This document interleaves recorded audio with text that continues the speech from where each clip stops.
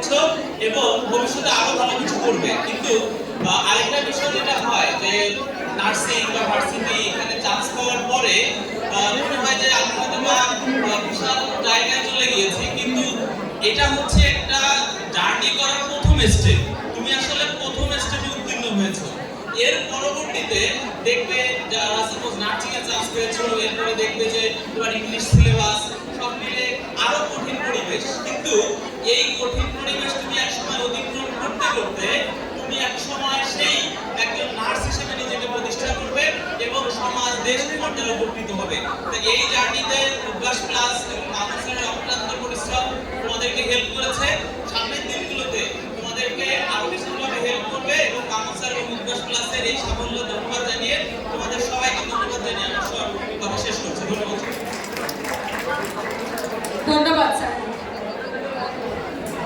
এ পর্যায়ে আমরা অনুপ্রেরণামূলক বক্তব্য প্রদান করার জন্য মঞ্চে আমন্ত্রণ জানাবো আমাদের সকলের অনেক প্রিয় এবং অনেকের পরিচিত গোপালগঞ্জের অন্যতম বিশ্ববিদ্যালয় ভর্তি কোচিং অপটিমামের প্রতিষ্ঠাতা পরিচালক জনাব সাব্বির মোল্লাকে অনুরোধ করছি মঞ্চে আসার জন্য। জনাব সাব্বির মোল্লা আসছে, সবাই একটা জোরে করতালি দিই আমরা।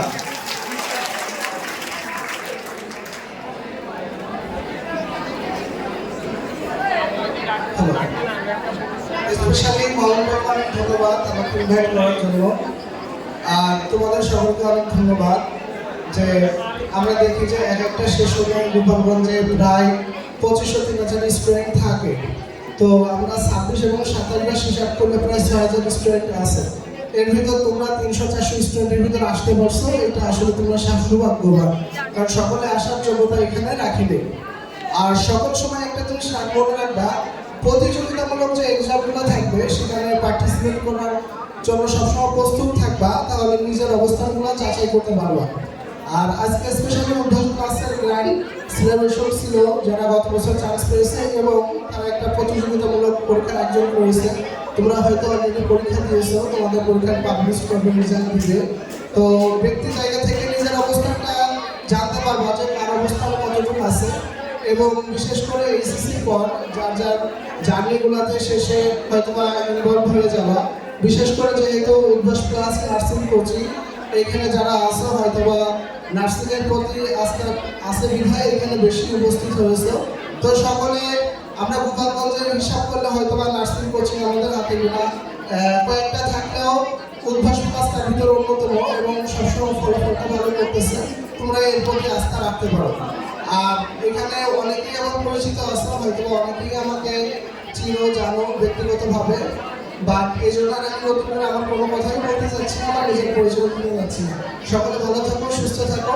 আরেকটা বিষয়, গত বছর কিন্তু তোমাদের 44% পাস গোপালগঞ্জ জেলা, এটা তো জানো যে ঢাকা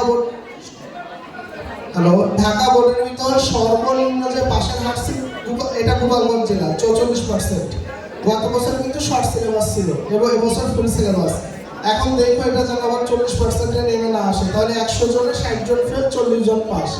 এই পরিস্থিতিটা হয়তো তোমাদের ক্ষেত্রে না হোক, এটা আমি চাই।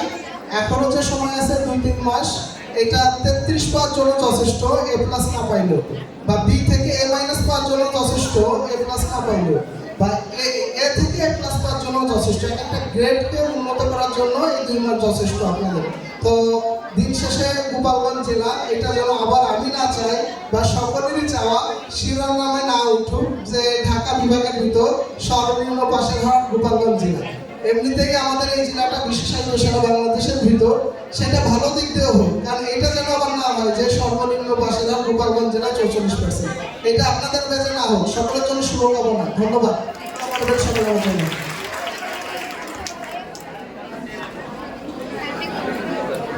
ধন্যবাদ সাব্বির স্যারকে তার মূল্যবান বক্তব্য দেওয়ার জন্য। সাংস্কৃতিক পর্বে অংশগ্রহণকারীদের নাম ঘোষণা করছি। যারা আছো তারা আমার সঙ্গে একটু মঞ্চের পাশে দেখা করবে। চন্দ্রা,